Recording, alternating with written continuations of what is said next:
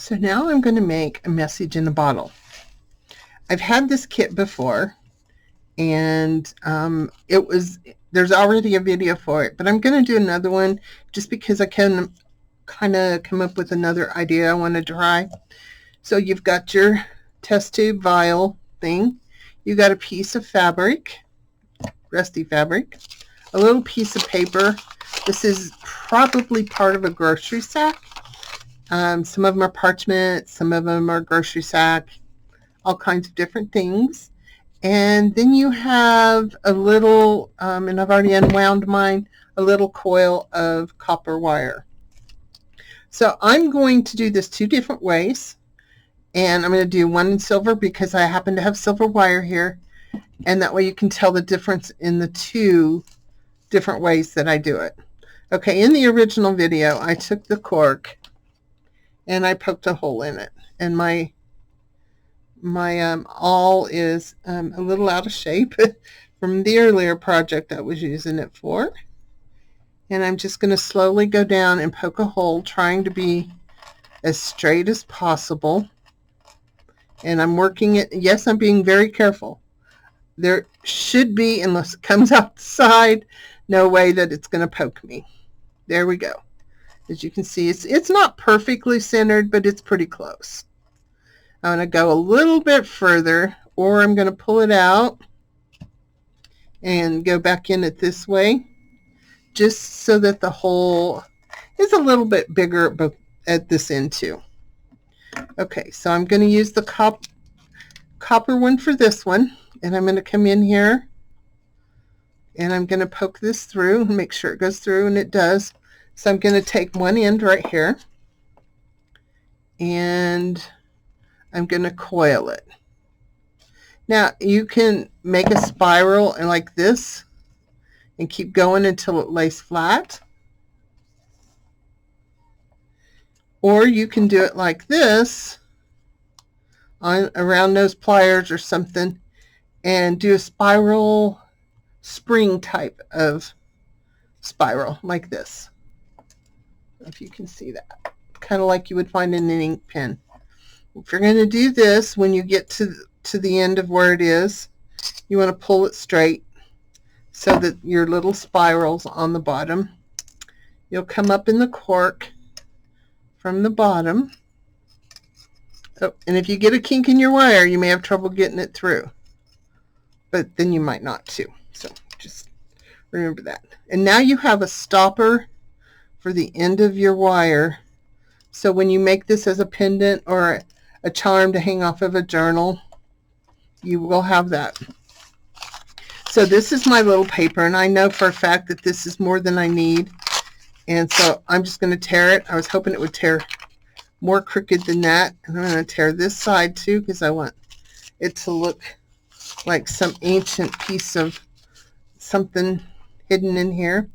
And I'm going to write, "Help me."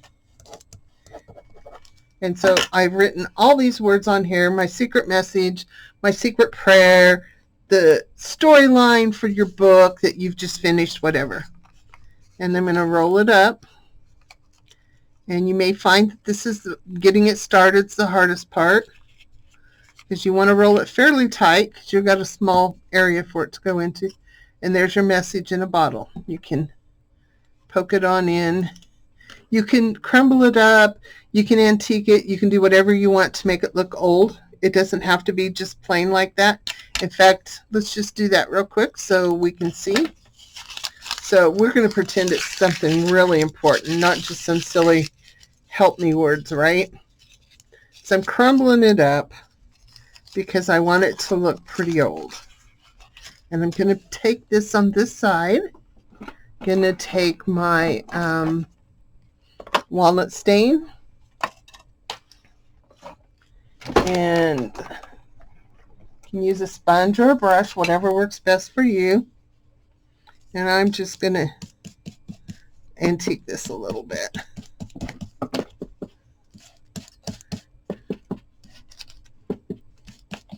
You can rub it across there and you can get some of your lines dark. So you can make it just as old looking as you want. Let's put this up before I make a mess and lay my arm in there. So we're going to roll this up again.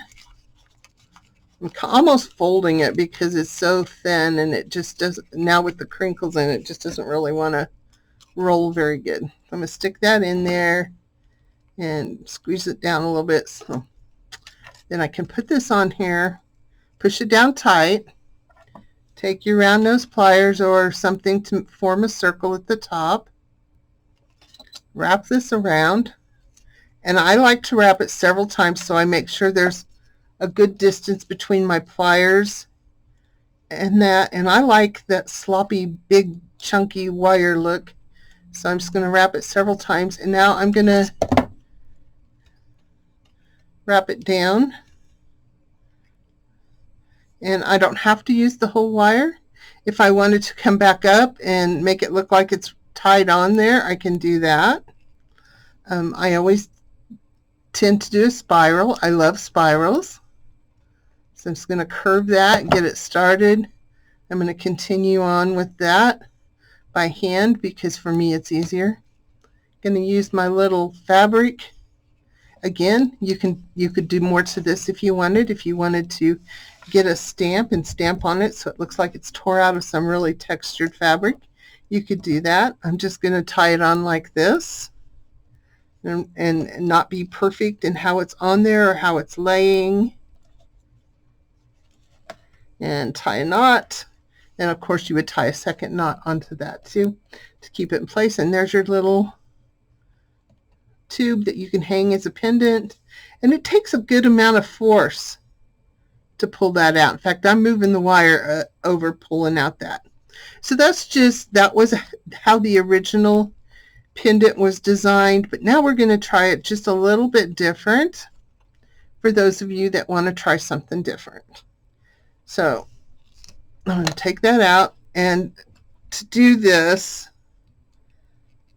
I am going to, I wish I had another cork here, but I don't see one. I just brought one of every project in to make videos.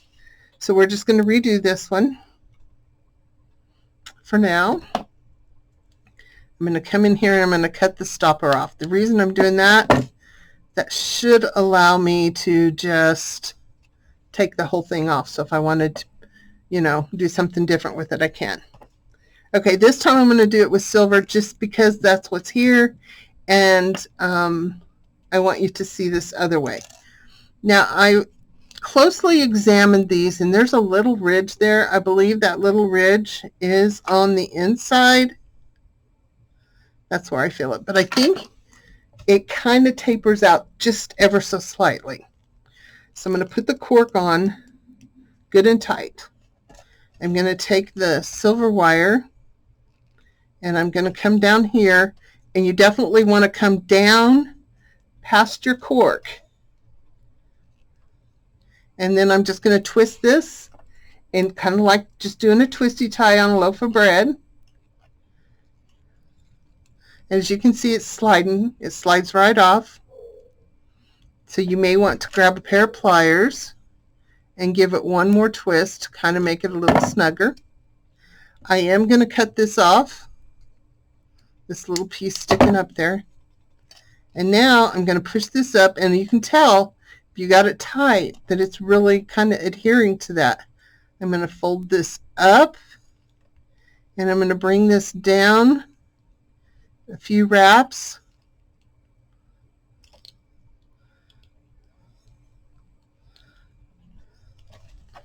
And then let's come back. Let's go back one step.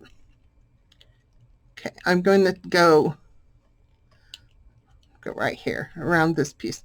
And I'm going to take this wire under that right there